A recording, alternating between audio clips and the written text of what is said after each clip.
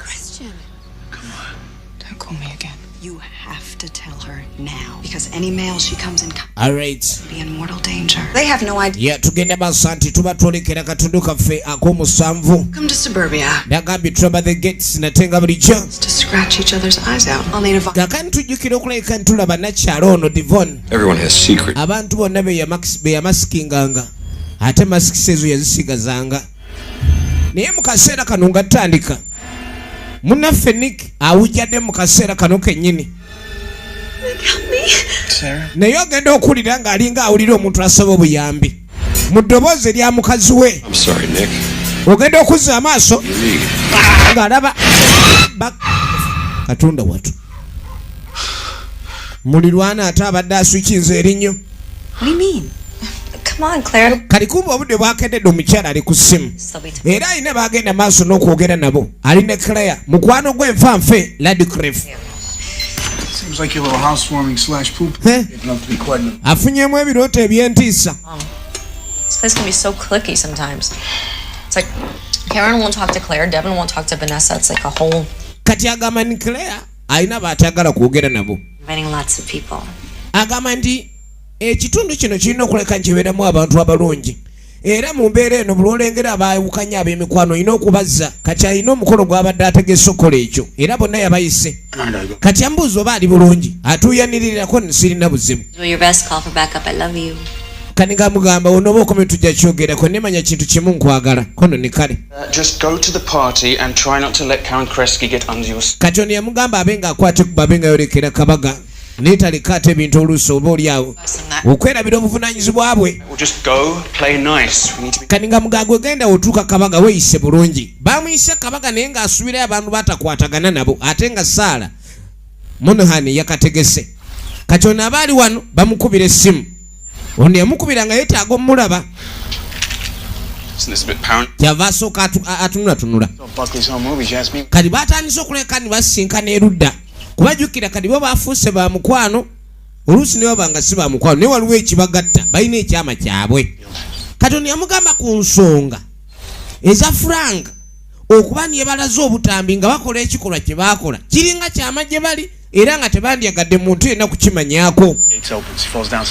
Mu kaseera kano tebali safe. Omanyi omuntu wabanga alina bwino nga kyama kyo kyakuyina ebanga leverage gyali asobola okulabika ndi akozesa ekintu kyonna kye bayita blackmail. Ono amuga naffe tulina okukola digging up, tulina okuba ku kyetusima tubeeku kye tumuzuula kuba omuntu ono we yatukutte waluma naye naffe tulina omukwata awaluma. Tulina okuba nga tulina etumunyonyogera n'aseka. Well, hold on. Buckley is not a vampire, and if I start... Yamugamba nti Buckley si vampire. We take. Watya? Otherwise we got Buckley's threats hanging over our heads for the rest of our lives. You want that? Yamugamba siyinza kuleka ngenda maaso obulamu bwange obusigadde nga neeraliikirira Buckley. Frank nteekeddwa okubaako kyenkola. Nkwenyo nkole nkayi nange mwenkiri. Jukira n'ennaku zino ebirooto byafuna byantiisa yamuloose nga Buckley agambye ono nti luba mukazi w'oyo. Jukira akimanyi ono vampire. Buckley bw'abanga alina buli kimu asobola n'okugamba omuntu luma oyo n'amuluma. Kati ono kyatya kandi omunange oluvannyuma. Hey, Dr. Peg. Yeah, look, I'm sorry to call you on vacation. It's just getting some nasty side effects from those. Omuwala ono alina gwe yakubira. Amuga ononsonyiukubira olwalwo ekyamakulu ekiriwo. I don't know if I Simanyi. don't know if I can handle that. Oba nsobola kikwasaganya wabula mpulira n'amakerenda gankeese. Okay. Kale ani gwayogera naye esimu kyava ateeka wali. Obukerenda buno bwe baamuwa munnaffe Peggy naye kati ayiwayo buyiyi ate symptoms tezikka. Ekintu ekyongedde okuba nikimweraliikiriza. Njagala olabe tukyali ku nyanjula ey'akatundu ak'omusanvu. Aba ali wano n'engeri gyonna eyisizaako sigitegeera naawe. Waliwo ekintu ekigenda maaso kikiyita buki weeyisa bulala sikutegeera mbuulira. Siyinza kubuulira. Omanyi omuntu bw'aba akwaka tayinza kugamba nti munnange nasseze ejjo. ono tamanyi ate omusajja olaba omukazi ng'alani kukola byotasuubira olowooza oba baakukyawa kani tujja tudde erinda kyala Devon alina ebifaananyi byagenda maaso n'okulekani anoonyerezaako wano abasinga batuuze wano mu the gates baasi waliwo wuuyo agamba nno nenyini omutuufu gw'abadde anoonya alina profiles ku bantu bano kyokka abaali wano nga Chief Monahan ayingiddewo Nikki weetaaka massage akatonotono oba ki just n'ebizo binyaga kubuuza ku ekiwo ogamba Frank Buckley nga gayinza okuba ali mu buzibu buyitirivu yamugirayo ebifaananyi naddala be yeekubisa mu kiseera nga bakyeyagala He didn't have any children of his own, so he sort of doted on me. Wuyo. I introduced him to Frank. Back when yamunnyonnyola my husband really was. Frank had big dreams. Engeri gy'ataamufunamu kwega teyamuwa mwana. Uncle Billy came in. Amugamba waliwo ebiseera byatuukira nga Uncle Billy we yatuukira. Between Frank and Mr. Harrison, they get along? Ekitegeeza Mr. Frank ne Mwami Harrison baali bamanyiganye. Harrison bagamba niye founder wa Gates. Naye yafa. Billy had a huge falling out right before he died. Yafuna akabenje. Uncle Billy learned about Frank and Vanessa's affair. Things between them got. Kirabika waliwo obutakkaanya mu byensimbi. His accident and Frank. Era bafunamu okuyombaawo era roll over the gates. Uncle Billy oba Harrison n'ayagala okulabika project eno agiggala okulozinga Gates. Kati awo byaddirira Uncle Billy n'afuna akabenje n'afa yayabya omutwe. What Frank was capable of. Well. Kale nno Frank si muntu wakulabika nti wakuzanyisa ani amanyi kyasobola okukola omuntu oba omutunira n'omupimaapima tomanyi oba asobola okuba nga akola ekintu kyonna kati kano kamugamba ebyo naye kamubuuziza kikyosima oba kyogeza kuzuula kati kumbe Christian aweereza ono message amugamba ni muyonta oba ono yawulira atya You okay? oli bulungi Yes, nsiina buzibu azze kuno kwani badde okusanyuka okulungi okuyita mulirwana gye ne mugaba buli weekend tujja nga genda mu ndungu ne mubeere manju ne mukola pataawo kye baliko bannaffe ogenda okweregeza buli omu baamuyise yava atunula abakyala abasinga it's a girl thing. I'm so glad. I didn't think you'd be into this sort of thing. Watching stressed out trophy wives get catty with underfed divorce. Doesn't love that. Yeah, I was kind of hoping this party would bring people together. Kakati nno ono amugachi wakoze okulekanyoleta ha I brought venison. Daisha, let's start up the grill. ne baleeta ebyokulya. I should get out of the sun. Nino vano bwangu. You invited Claire Radcliffe and Karen Kresge to the same party? Waleese Kaminsky ne Claire Radcliffe ku pate yemu. Ogeza kulekanya ogatta bantu. Ha, awaliwo obuzibu. Look, Devon may think Buckley killed Harris. Ne tudde erudda. Profits. Okay, but the numbers don't add up. If anything, bano bageza kulekani banoonya ekintu kyonna kye bayinza okulekani bakozesa mutaka ng'enkwaso. These are public records? No, better than that. I paid a visit. Yabuzo bazino. Oh, Lloyd. Basic records nachi. Day one. The lion's share of the profits from the gate. Waliwo engabana ye sente ezaali ziva. Instead, mu Gates. Ends up here. Njagala olabe. Gates was a project era ng'eyina nnyiniyo. Harrison doesn't. Naye olwaleero munnaffe Frank Buckley yatekenga ki ye nannyini kutwalira wamu. Naye nga baali bagabana ne Harrison. Waliwo Harrison yali muzeyi mukadde eyatandika ekintu kino naye nga kirabika munnaffe Frank Buckley atwalako ekitundu ku ssente ezo kyokka oli bwe yafa then nano natekenga 100% ownership of the project. Frank Buckley jagala olabe kati tetumanyi tugenda okudda ku ssomero mwana mwala ennaku zino apapa. I'm fine. Oli bulungi kwe ndi bulungi. Acting strange. Look, ninge ennaku zino weeyisa bulala yogerako nange. We're not together anymore. Namuka tolina kuneebuuzisa kuba sikyayagalana naawe kimanyi. Tulina kufuula afaayo. Kumbe baakagaanye okuddamu okugetinga involved n'abalenzi. Kati ate kyala alengera n'amanyi oba omuwala yamwekyangiddeko omulenzi ono yamuddidde. Ne tudda kabaga k'abakyala. Ano nakyala Kaminsky kyava ajja.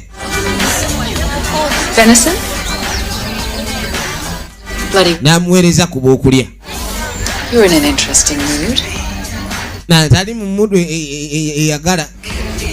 Okay, can you explain that? Era waliwo abakyayinako obusungu gawo omanyi ku kyalo ng'aliwo abantu abatakwatagana bano sibakwatagana. Those two and their friends together. Njagala olabe. How are you? Is the gates everything you've been hoping for? Yeah, no, this place is amazing. Just the... Ono kimweraliikiririza ddala. Ate kibeera kya bulabe ennyo okubeera mukwano gw'omuntu omulala n'obeera ne mikwano gyo babiri naye nga mikwano gyo tebakwatagana. You know, she doesn't bite. Karen Kresge? Kati yageza okulekani yakola ki? Amubuulirira oba amusudiyo mu ngeri y'okumukakkanya. Oluusi sikikola amakulu gonna okulekani munange omuntu akkiriza okulekani mukwatagana ate gwe osigala omuyinako obusungu. Newankubadde ono abatabaganya teyabaayo ng'obusungu obwo bujja. Nakyala yono Kamiske. Namuga kinkolere ku lwange. Nkoyini kale nja mubuuzaako. Just ekyukyuka. Kuba omuntu obanga adde temubonga nomugawa storage. Muba mubongo olwo. Kano tuba tuli awo nga ne nakyala ayingiddewo.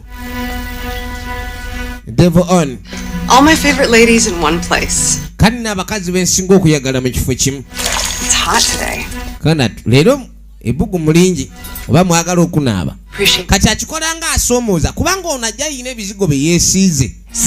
Nanga asiina kubeera wano. Kubanga abantu abasinga mikwano gyo baba bakimanyi nti ono vampire. Kali omuyira amazzi omugyeko ebizigo obanga ayagala omusana gumwokye. Efirimu egenda maaso ne tudda erudda. I understand Harrison and Buckley had a disagreement before Harrison died. Kati ng'amugamba nandyagadde okwekkaanya mu bintu ebimu engeri endagaano nno gyali etambula. Diiru eno yali etya wakati wa Harrison ne munnaffe Frank Buckley. Apocalyptic. Kubanga Frank Buckley bw'abanga muteesezza ne muno n'ogamba wayi tukole kampani naye muno najja afa. Kitegeeza kampuni gye mba mukoze eba efuuse ya muntu omu muba mwagikola babiri. Kati oli amagoba gonna yagalina. Kati ono ayagala kumanya ekyo kiyinza okuba kyakolebwa bukolebwa. Tetuganye nti omusajja ali mukulu naye bagamba yafa accident. Munnaffe Harrison. To the records from that year. Copy of Harrison's will. Yabuuza oba waliwo ku rekodi zonna oba kopi z'ebyo byayogerako. Nkwe ni woofiisi okuva omusajja lwe yafa ne woofiisi yaggalwa. Njagala olabe kati nno n'amakerere agayiye mu kalatulini aganyo gakozesa. Eno embaga egenda maaso. Nakyala Divoni yono. 100 messages a day. Eliminate the losers. There's still dozens of handsome success. Bageze okulayikani banyumiza awamu omanyi okulayikani mujjewo obukyayi muba munyumiza awamu n'ekirala ekifaananako bwe kityo. Sarah? Something wrong? Kati ono omukazi wattu byamusobera. Nothing, it's just this and... Yambuuza aliwo ekizibu kyonna kwenisi wali. I just want everyone to get along. It's because you're sweet. You know, Nick came into my shop today. He was asking about... Kati yamugamba nti wazze ku dduuka lyange leero ne ngamba oba lwaki. That's the question. What cookie jar did Frank stick his grubby hand to this time? And more to the point, is he going to get caught? For once. Well, Nick doesn't really talk to me about his case. Ono alengera nakyala Kaminsky. Tetumanyi lwaki tayagalira nakyala ono Divoni. Abasinga Divoni tebamwagala. Kati yakwata mu nsawo ye n'agamba mbu abadde amuleeteddeyo ku majaani. Kati ono yatambulirawo. Last chance. Anyone? Bane waliwo obusigadde obw'okulya. Leero kabaga kakulayikani bazzaawo omukwano n'enkolagana. Naye ono babampu yamukuba bampu. Mbw abadde ng'akyuka Katonda wattu. Mbadde manyi nti tutegeeraganye kwini apaana. Wabula zo oluvannyuma lw'okulekanya ono amuwadde amajaani. Ono mbw alina amajaani g'atunda agakakanya stress n'ebisigadde. Bano baakwata ekkubo ne bajja erudda. Baagala kumanya watya ng'omusajja gwe boogerako Harrison munnaffe Frank Buckley yenyigira mu kabenje kano okubaawo kubanga Frank Buckley abayinako obujulizi bungi obuyinza obaviirako obutawaana kati naye baagala bamufuneko obujulizi obuyinza omuzaalira akabasa babeere nga benkanya evvumbe. Kati baakwata ekkubo ne bayingira mu yafeesi naye nga buli kimu kyonna ekiri wano kwegamba kirabika okuba ne kyakola ki kyapaakingibwa. Wabula erudda wabeerawo kamera. Waliwo kamera eyasigalawo. Well, it looks like the only thing this place does is drain money from Harrison's estate. It's a rent payment by wire transfer from a numbered account in the Dutch Antilles. Bageze okulayikanga batunulira sente ezimu entambula yazo nezaweerezebwanga naddala ku remote accounts. Broken into an empty office of a non-existing company? Gagano mu kaseera kano ono agamba ni kino yali akirabyeko kwendi kikyotegeeza. Kweni okutambula n'oyingira mu ofiisi nga nkalu buli kimu bakijjamu. Kweni apaana. Live their identities, so. Kati nga mugamba abantu abamwe baba bageza okuleka ne bakweka identities zaabwe kino bakikola. New name, new town, new birth certificate. Kati nga mugamba ofuna erinnya eppya n'oyingira ekibuga ekipya ng'ogeza okuleka ne weekweka obulamu obukadde. Kati nti omuntu akeera ku makya n'alabika okuba nini waba mu nju atambula n'agifuluma n'agenda ku kyalo ekirala. Naye n'atuukayo nga yeeyita mannya malala n'aba ng'akweka identity ye. Kati kino bo baakikolanga nnyo engeri gye babanga vampire. Bwe baabanga balinga be bategedde mu kitundu ekimu baakifulumanga ne bayingira ekitundu ekirala naye nga bagenda kiro. Omuntu n'atamanya abaawo we bakutte. Kati mu bintu ebyo babikola nga bakweka identities.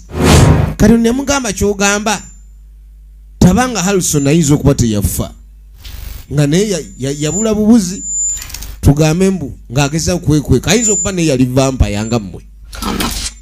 Njagala olabe. What's your number? Ono alina gwayogera naye amuyita Beastly Boy. Kyava mugamba enamba yo. Paul at my house.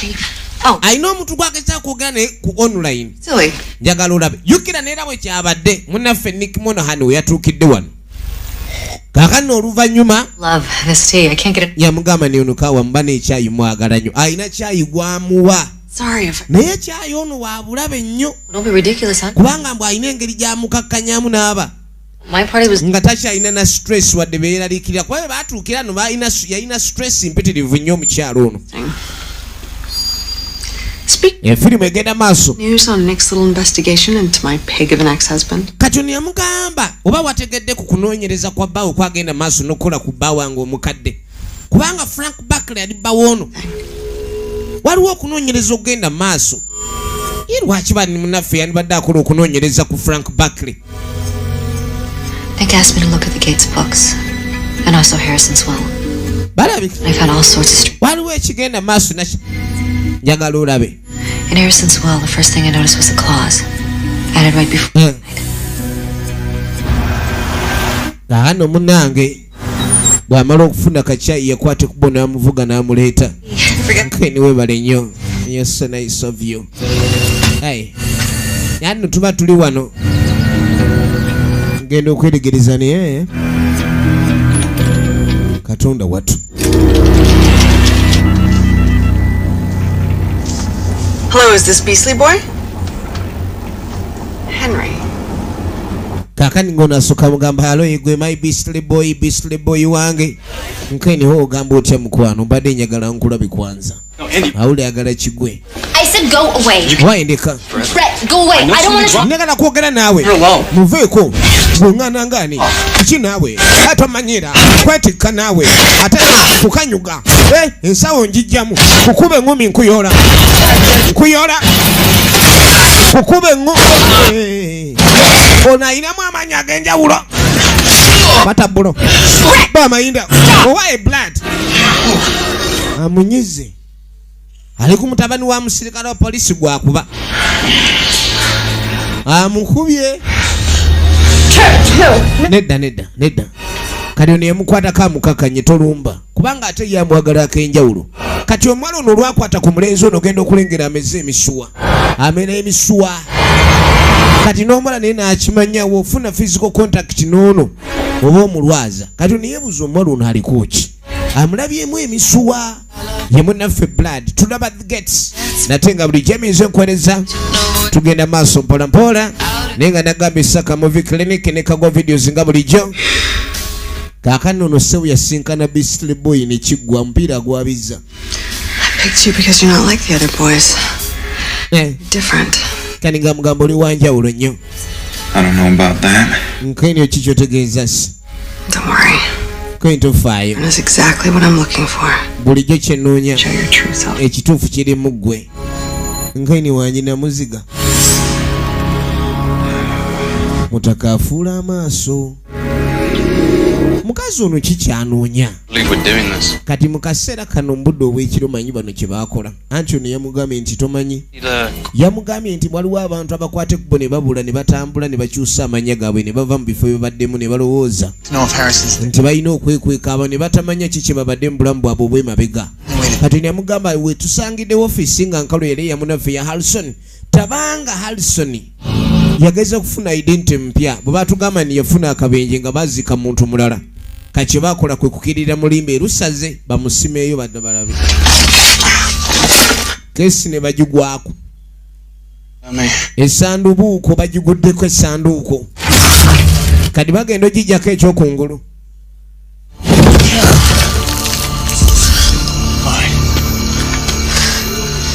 bagijja ogenda okwetegereza Yes, that's official. It's Harrison.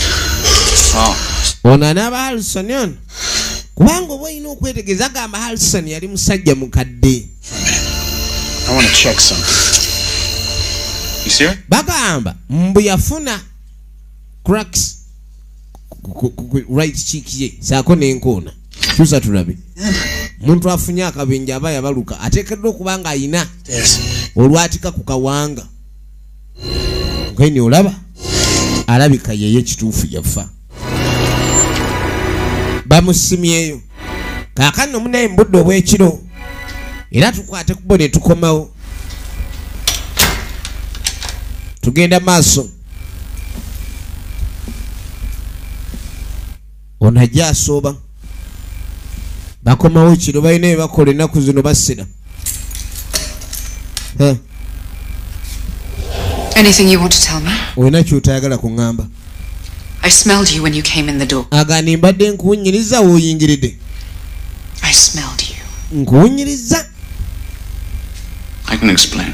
nsobola okunnyonnyola I am working very hard nfuba nnyo to keep a promise that I made. okuuma ekisuubizo kye nnakukoleza So whatever it is that you're doing, kyonna kyeki kyotaka kunnyamba kuŋŋamba kweni nkuuma mmwe Buckley is blackmailing me. Buckley atu blackmailinga Killed to save Nick. omanyi omuwala oli gwe natta okutaasa Nick yatulikodinga he saw you? yabalaba nnyo ate ng'akanudde He showed the recording to me and Nick. yatulaga recordings nze ne Nick n'azitulaga kati Nick kyasinze okutya omusajja oyo asobola okwata ekintu ekyo kye yalikodinga n'agamba ono naddala eno vampire kuba kati ono alinga machine it's a war machine numira gundi oba si ekyo nkulage We're getting the dirt on Buckley, leverage. kati babadde banoonya leverage yonna Frank Buckley munoonya leverage ku Frank Buckley is here with a ekintu kyonna kye muyinza okukozesa ng'enkwaso sooka olindeko murdering a woman inside the gates. wetwajjira wano And all he's asking is that you follow the rule. wetwajjira wano yatwaniriza ng'abantu bamanye era n'atuwa n'atukkiriza You're always the one who's saying, naga wandibadde ogoberera ebiragiro ebyo omusajja talina kyakkoze kale tetuganya akuyinako ekintu ageza okulaganya olina kutambulanga bwoti you might want. gwe toteekeddwa kufuna leverage kutolina kufuluma mukomera omuntu abamu balina kusigala mumakomera watabeera mumakomera aba muzibu kati obujulizi buli obwo obujulizi obumuliko oba enkwasa ezo bubanga obumukomako kwegamba munaga wayi singa si muntu ono kumbeerako kino nandikoze fujjo kati omukazi amugamba talina kirala kyakwagaza okujja kukola ekituufu kyolina okukola nze ngakiwandibadde okola kaano bwakya ku makya musajja mukulu bamudomi ali wano yekyale mutabani wa poliisi abantu bali bakambwe kobenga oli muzukulu w'abakukuba ozanya n'okuzanya You don't have to lie about what you did. kati nga mugaswali kirina kuleka kirimbibwa ku ekyo kyakoleddwa It's not even the worst part. I was trying to protect Andy. agana atengeza okuleka munange andi Something wrong. naye waliwo ekyamu I don't get her. naye sikifuna alumwa kuba omukwano bwe guba mukazi akwejjako ate It's about alabika alina bayagala abalala mu mbeera bwetyo Yeah, if you say so. I definitely say so. Hey, Dylan, it's Nick. kale ono yamugaanipa wamu You come down to my office. Nick. kati nono yamukubira namuga Dylan jangu ya face yange agenda okuyita Dylan kumbe ne Frank Buckley wali erudda. Maybe he's the rational one. Making the mistake. Kati ngamugamba okunoonyereza ko mulimu okola nsobi. Ono yamugache mugeza okunoonyereza okola nsobi. Yours. It needs to stop. Kyonna kyokola oyina okulekani olekeraawo. Doing isn't blackmail. It's an intervention. You both made serious missteps and you need to know. Yamugamba waliwo missteps ze mukola era nga weetaaga omanye. When are you going to wake up and realize you have a good thing here? Wali ozuukuseeko olunaku lumu n'ozuula ekintu ekirungi ky'oyina wano kyoyagala okufiirwa. Is that what Harrison was doing? Huh? Screwing it up? Harrison, what are you talking about? You talk about helping people. Wanoogera kuyamba abantu. I think you murdered Harrison. Nze ngamba watta Harrison. I think you bludgeoned a feeble old man to death in his own home. Oyinza okuba gwe wamukozesa akabenje afe weddiza amatwale ge oba ekitundu kye kye yalina wano. It's like a father to me. Musajja yalinga kitange gye ndi. Nani ebigambo ebinene ebikanga badde ebiŋŋambiddwa biyitirivu nnyo naye mbadde sikusuubira kwogera ekyo. I know he was trying to close the gates. Look, he was angry. Lwaki yali agala okuggalawo gates? Kwenye yali munyiivu. Omuntu yenna bw'akola business bwe kirabikanga oli bw'akola business n'atagijja mu magoba aba ayagala giggala. Kati kiteeberezebwa weeyagala okuggala business ndowooza n'amugamba kankutte. Of course I do. I'm going to have my people talk to him. Gano omusajja atu yali mukakamu nnyo. Naye ng'alabika n'eki bamugambye kimuyisizza bubi. Oluusi okutwala leverage ku bantu si kirungi naye baba balwana omuntu omussa mukomera naye aba alwana aliveemu. Njagala olabe kaakati munnange mu kaseera kano kennyini tugenda okuddako eri Beastly Boy. Nani bano abakazi bwe bato gye bali baba baakolamu baaba naye nga baba baagala obulenzi buno obutototo nga bu ande bulwekomba. Kati wakatuuse waka n'akassa mu kibaavu kulwokuba kukanaabira mu manju mu ssanja kati kawulira nga kamaze. Kati nga mugambo neewunyisize ngalabi gyakuba y'abakulu baaba. Nawe kagenda okwewulira nkalaga kamaanyi kukakasa bulenzi bwe butyo oba bukakasa kakakasa. Kati nakyala musanyufu nnyo bali mu kibaafu. So, there is a way you can help me. Kyava asituka. What to do? Kamusizza buli kimu kati ng'asooka mugambo yagala nkole ki. Kati alina akadagala ke wano. Do it. What you can give. Kati ng'amugamba njagala manyi ky'osobola okumpa. Kati ono yalowooza yali amanyi bamuteeramu kawoowo. Kati ono omukazi alina ebidagala byatabula kati agenda yamukankabula ogenda okolera kyalina maanyi. Maama nnyabo amutabulira eddagala mu bbaafu. Mukazi muzibu nnyo Divon. Bayira benna bagamba amannya g'abantu mugegendereza oluusi gayinza okuba gategeeza ebikolwa byabwe. Kaakati no munnange nakyala akwate kuba akomawo. Dylan? Kaakati no ono ajja ayita Dylan. Nkwendi mukwano Dylan gy'olyeka agenda okuzza amaaso nga waliwo ekimuli ekiri ku soto ekya red kitegeeza mukwano oba bwagazi passion nga kuliko n'akabankaluuba kati kyava jja akayiseemu amaaso okusookera ddala. Ogenda okwetegeeza blood red just the way you like it. Nkeni ebimuli mu langi emmyufu nga w'obyagalira ddala. Kati kyamunyiiza nnyo omukyalo ono nagambye muno watch okutussaako kati yajja amukubire Christian kubanga akamanyiro kasusse. Christian, this has to stop. Kweni Christian bino olina obbirekera. The flowers, everything. Ebimuli na buli kimu. Kali n'abaali wano n'awulira abanyiga akadde. Yerona Mitra ageeko omukyalo ono nageetula bakamusanvu. I don't need permission to enter a house. Kadi amugaa sijja kwetaaga lukusa kuyingira. Balina koodi zaabwe. Kadi agenda otuuka munda okulingiza nga wali Messi. What happened? Nkweni ki ekyabadde?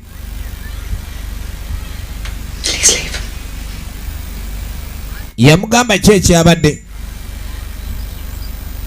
Why do we act like this with each other? Ne lwaki tuba tulina okwetunulira nga tuti? I can't. It's Sarah. She's in trouble. Yamugamba genda kwe nsobola kubanga ekindeese ensonga ya Sarah ali mu buzibu kubanga ffenna tumanyi amajaani munnaffe gamuwa Devon si malungi. Sarah amajaani gano yali agakomplainingako dda. Era waliwo ensonga lwaki Devon abanamu tebamwagala. Alabika alina ebigendererwa bye ebitanazuuka. Yamugamba ekindeese tulina okuba nga tunoonya engeri tuyinza okuleka ntutaasa Sarah. Tugezeeko okuleka ntujjawo obukyayi. Nkuyambeko tutereeze na bino. Kaakano oluvannyuma tuddako wamu naffe Nikki. Aba ali wano alina obupiisipiisi bwagenda ayitaayitamu. Naddala ebimu ku bifaananyi ebyasembayo munnaffe Harrison we yafunira akabenje. Njagala olabe agenda okwetegereza. Sooka olindeko mutaka engeri gye yagwamu. Kati alina kye yalaba. Guys, this is so nice. Bane kino nga kirungi. I thought you guys would get along. Bambi bajja bamulabeko. Takes an outside point of view to spot the obvious. It's good to have someone like you in the gates. Na kirungi okuba n'omuntu nga gwe mu gates. Without the prejudice that the rest of us can. Kubanga bambi omanyi kirungi okubeera mu community naye nga buli omu ayinamu omulimu. Waliwo omutabaganya, omulungamya, omusomesa, omuntu omusawo. Kwegamba buli muntu yenna bw'obeera mu community nga togigasa osaana n'ogivaamu bakizibu eri banno. How long have you been drinking? Kati omuwala ono mukyalo ono yali mutabaganya. Be bayita bamuzzaŋŋanda abo. Since I got here. Kati baamubuuza bbanga kiri amaze ng'anywa amajaani ga Sarah kwenye okuva ne najja wano. Jukira munnaffe ono yamugamba nandibadde alaba ku Dr. Peggy abe ng'amuyamba ku kyokufuna ki engeri gyakakanyamu stress yali emuli obubi kubanga alabika ali mu depression mu mbeera bw'etyo. Naye ate ono ne bamukyusa ne bamutwala ewa Devon okumujja ewa Dr. Peggy kubanga no li Dr. Peggy buli omu gwamanyi naye n'abasawo ab'ekinnansi tebabayinaako buzibu. Especially when they involve Devon. Kaakano mu kaseera kano baamugamba ni omukyalo oyo aba alina ebintu byanoonya. Njagala olabe nitudde wa Nick Monahan. Had to be someone Harrison trusted. Yakomawe wa Lord kinvinvi. Exactly. What I need from you is a why. You put together all the finances and show how the payment. Yegwe wagataganyanga finances. Oba eby'emisimbi byonna eby'emisaala n'ebisigadde. I'll do everything I can. Kati lwetaaga opopulingeyo files ezo ku bintu ebimu. You help me solve Harrison. Yaganja akola buli kimu kyonna ekisoboka. You'll be a hero. Bw'onooba otuyambi ku kino ojja kuba muzira. Bw'onooba otuyamba okujja obujulizi bwe tunoonya. Ne tudde eri mwana muwala munnaffe Andy. Jukira n'omugwadde ageza okwogera naye ng'alabika agenda musinkana ku nsonga ze. Kati ajja atambula. Egenda maaso.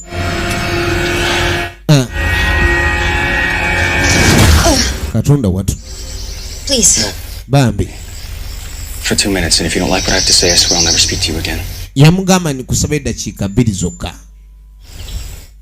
Bwe naamala okwogera nange oba bwe naamala okwogera naabwe bw'onooba toyagala nziremu kwogera naye siriddamu kutawaanya. Clue, but now bulijjo mbadde n'ekinsumbuwa nga simanyi. No, I get it, Andy. Nkitegeera Andy. It was happening because you're different. Ebintu bino byonna ebigenda maaso n'okutuuka kubanga oli wanjawulo. I understand. Nkitegeera. Manyi waliwo ekikutawaanya kati kyava amyula. Maaso gamulinga amabanga amugamba olaba. You're not alone, Andy. N'amugamba nti nange mmanyi kubanga siri muntu naawe toli muntu. Yamubuuza kino kyatandika ddi? Kyatandikira ku maama we. Maama we ye yasooka okubeera n'olu kyava amukyusiza omugongo. Ono amugaye toli muntu. Njagala olabe. It started with my mom. Agamba kyatandika ne maama.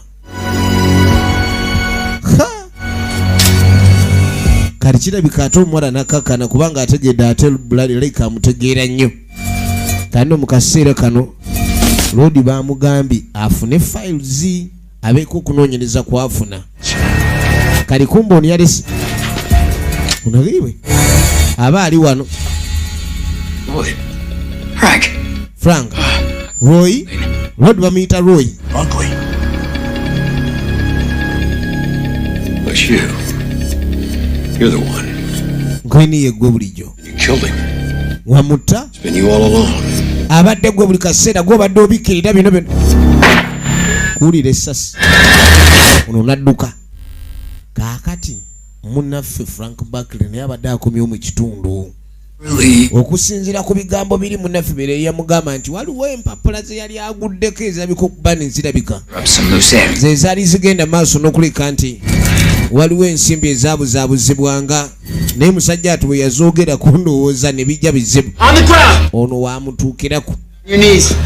Abadde ayagala kuleka ni amukoleeza.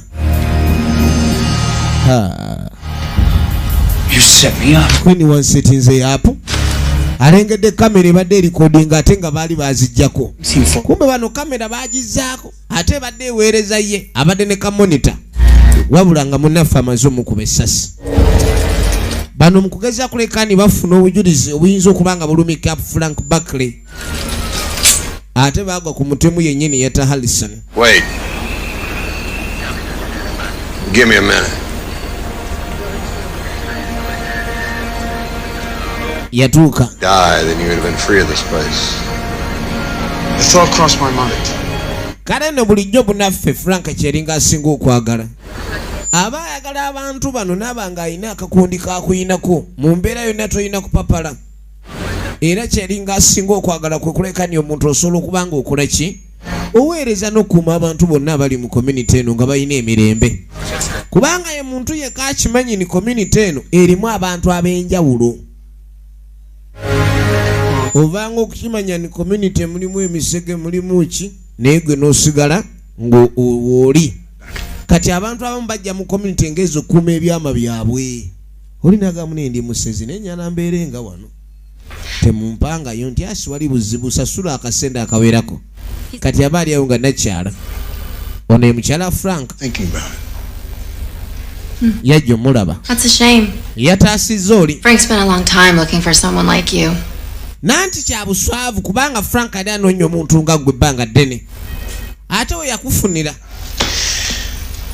This place isn't what I expected it to be. Ekifo kino sikiri nga nakisuubira okuba. Afraid of the gates. Nani buli muntu yenna yandibadde atya okuba mu gates. Word. Lwaki? Vampires. Kulwokuba bagamba mulimu vampire.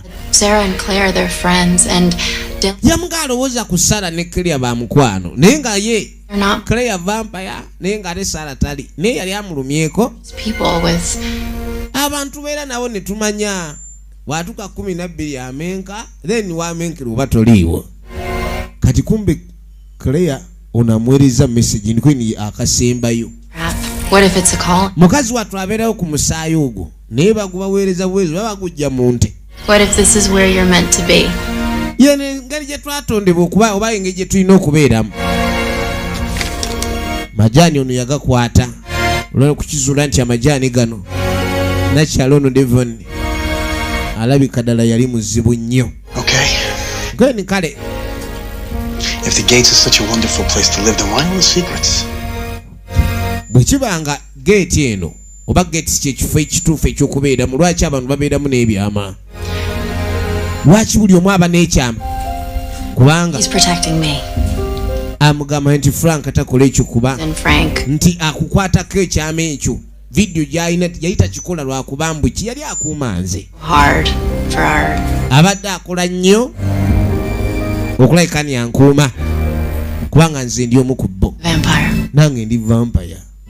Yamugamba oli video gy'akuinako akukuuma oba aba akuuma nze mu mbeera eno ndi vampire naye akimanyi lunaku lumu oyinza okungwako negiwunya kati awo kekalembereza etukajja enkwasa eyo.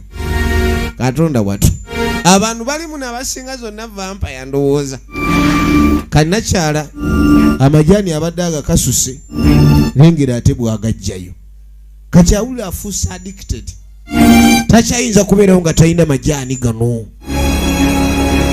kani tujja tudde eri Nakyala Divon masiki zino